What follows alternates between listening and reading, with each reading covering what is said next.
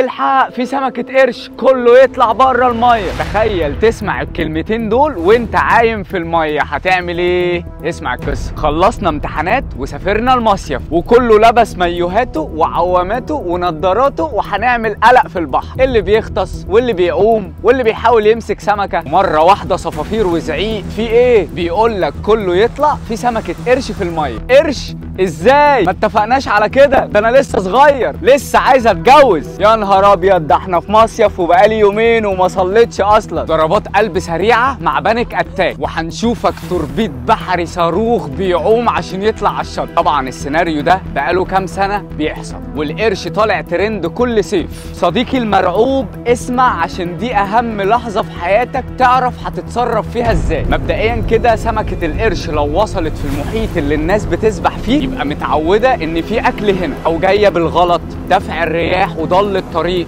او مريضه، او على وشك الولاده. فهو جاي لك خايف ومتغير في سلوكه، فمش جاي لك انت لو اكله وبيهاجم الناس على الشط ما كانش خلى شط في العالم يعرف يعوم فيه بشر. فكر فيها. طب هتعمل ايه؟ على وضعك ولا كانك سمعت اي حاجه. اطلع بره الميه بالراحه بكل بطء، ما تخليش ايدك فوق الميه، خليها تحت، يعني ما تحاولش تطرطش. هتقول لي ازاي انا لازم اجري عشان الحق اطلع بره الميه؟ ما اعرفش، هو اللي بقولك عليه هي الطريقه العلميه الصحيحه. عايز تجري؟ انجوي. اديك بتشوف اخر هجمات القروش على ناس بتعمل سنوركلينج او بتسبح عادي، مش غطاسين. الغواص ثابت وهادي وشايفه وباصص في عينيه، انما اللي عايم يا عيني عمال يعمل باليه مائي برجليه للقرش كده يوم عض. لو القرش طلع في الشط اللي انت فيه يا صديقي، هتعرف تحافظ على هدوءك ولا هتعمل باليه مائي؟ كله يقول لي في التعليقات بصراحه.